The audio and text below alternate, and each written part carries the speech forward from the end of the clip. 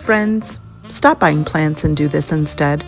If you've ever brought these type of plants home and watched them struggle in your garden, it's not you. Those plants at the big box store, they're not grown for what we're about to put them through. Here in the high desert of Las Vegas in Zone 9A, this is where everything changes. The heat is coming, and your plants are either going to adapt early or they're going to fall behind. So instead of starting with starts from the nursery, I start with seed. And I start my own seeds, get my seedlings going, and I plant those out into the garden because they're going to be acclimated to what's happening in my backyard. That's because direct sowing, it builds something that nursery plants just can't. And that's resilience. Resilience built into a seed. There are going to be some seeds that can be sown indoors and then transplanted out into your garden. And then there are going to be some crops that need to be direct sown. Things like these sunflowers and watermelons or other melons, cucumbers, and also any beans or peas if you're growing those this spring. Because when you direct sow, your roots are going to go straight down, your plants are going to adapt from day one, and your plants are not going to stall trying to recover from the heat. And in this climate, that little time frame really matters. In this green stalk behind me, I planted some teddy bear sunflowers in this very first bottom tier. And I had seed houses on here while they germinated, but unfortunately, some little creature came along and munched down on my leaves. I'll show you that in just a minute, but what I'm going to do is replace them with new seeds. We're going to go ahead and get some more teddy bear sunflowers planted into this planter and start over. And I'll talk to you a little bit about why sunflowers are really great for direct sowing. Friends, as you can see, something went to town on my little sunflowers and I'm so sad about it. But the good news is I have more seeds, so I'm going to go ahead and remove these. I'm going to cut them down at the root, move this mulch out of the way, and go ahead and direct sow a few more seeds in my green stalk. Just every other pocket here on the bottom tier has my teddy bear sunflowers. The reason that sunflowers are really the fastest to grow and the easiest to grow, it's quite a win right now. They're going to grow fast, number one. They love the heat. They love the sun. They're made for this specific time of year, going all the way into summer, from spring until late fall, early fall. You're going to have them grow and thrive quite well. Now, I have not particularly grown any sunflowers or even these teddy bear sunflowers in my green stalk, but I'm going to go ahead and do that. The thing that I also really love about sunflowers is that they have really deep tap roots. So that means that they're going to be nice and strong, and they're going to be able to hang in there when the heat comes in, as long as those roots are established well in advance. The other thing that I love about them is how fast that they grow. And they really are fast growers, and they can actually really handle these high desert conditions better than most nursery plants. Now, in the garden bed behind me, I'm going to be growing melons, but what I'm adding to this bed, in addition to a few of the marigold that I've planted here, are going to be bush beans. And I've decided to add a pinto bean, as well as a blue lake bean, which is a garden bean. These beans are bush variety, meaning that they're not pole beans or indeterminate.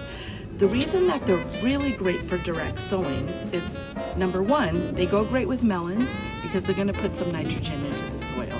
Now, beans love worm soil, and they're also very fast growing.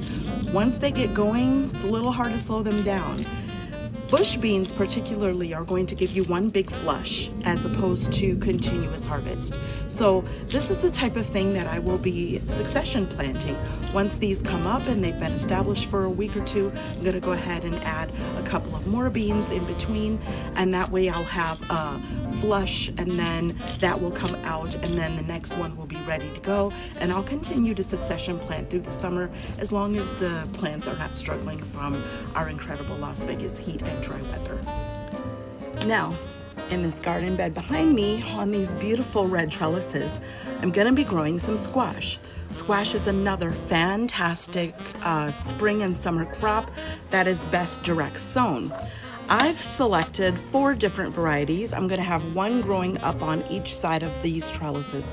Got 2 trellises, 4 different crops.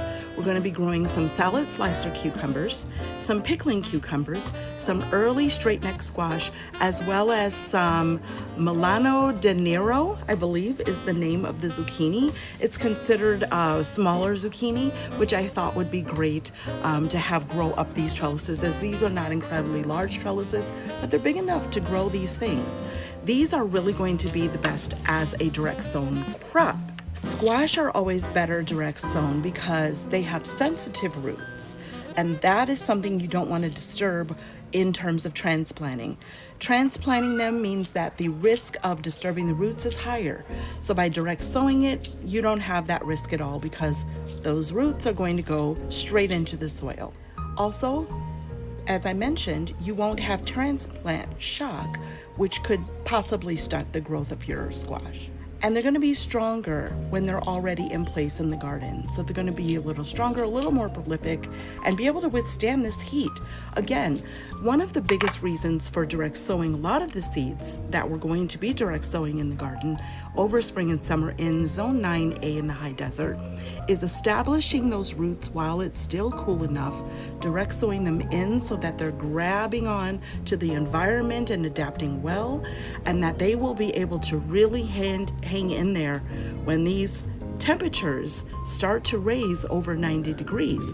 Now, I will be adding a shade cloth over my garden when that time comes, but it doesn't hurt to have these roots established in advance of that, because you just never know when Mother Nature's going to change the temperature on you.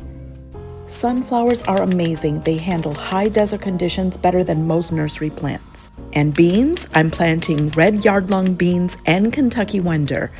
And squash. You want these rooted and growing before summer really hits. And of course, for color and pollinators, it's going to be zinnias. So let me walk you through how to do this the right way. I'm going to be planting sunflowers here in this bed, and I'm going to add 1 per quadrant. Even though this is a 36 by 36 bed, the sunflowers that I'm planting are American Giant, and they need quite a bit of space. So I'm only going to give them 1 per 18 inches, or one per quadrant in this case, because it is a 36-inch square garden bed.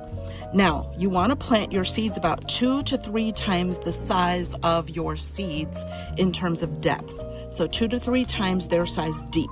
And then you're going to want to press them into soil. You don't want to scatter your seeds. And then you want to start with soil that is moist and not dry. My soil gets watered every day, even though there aren't any plants in here. Now you can see that this top layer is dry, but as I dig a little deeper, you see how the color gets dark, and that's because the soil is still nice and moist, because I water this soil even when there's no plants in it. Want to know why? Because I'm feeding the soil and not the plants. The soil is what's important. The soil is what holds the microbiology of the plant and gives it a great place to start off and grow incredibly. So we're going to plant this about 2 to 3 inches deep, or 2 to 3 times deeper, with these seeds being quite large. If you can see, they are the size of the first bend in my finger, so a pretty large seed. So we're wanting to plant this seed 2 to 3 times deep. I'm going to go ahead and cover that seed, and then I'm going to water it in. What we're creating is contact. We're not just covering seeds here. Now in this smaller low bed, which looks a little smaller on camera than it actually is, this is about a 3 foot by 3 foot bed. I'm going to be growing sunflowers in this bed, which we talked about are already best direct sown. This bed is going to have American Giant sunflowers. It's going to also have some pole beans, which are also best direct sown. It's going to also have some squash that is also best direct sown. And the last thing that I'm going to be adding to this bed are just a few sprinkles of zinnias that are going to be placed throughout this bed, just to add a little bit of color as well as to attract some pollinators. Zinnias are heat tolerant, they're low maintenance, and they have a really long blooming season. These are the things that you can add to your garden to carry them over visually throughout the summer months. In the beginning, the top layer matters the most. You want to keep your soil consistently moist, don't let seeds dry out, water lightly and regularly. Once roots go deeper, they can handle more heat. Right now, this doesn't look like much, but this is where strong gardens begin. Not with transplants, but with seeds that are right where they need to be. If you're gardening in a climate like mine, this is your moment to plant. Don't wait. Carrie's Greens, this is where we're growing with the earth and we're finding our roots together. Until next time, thanks for stopping by.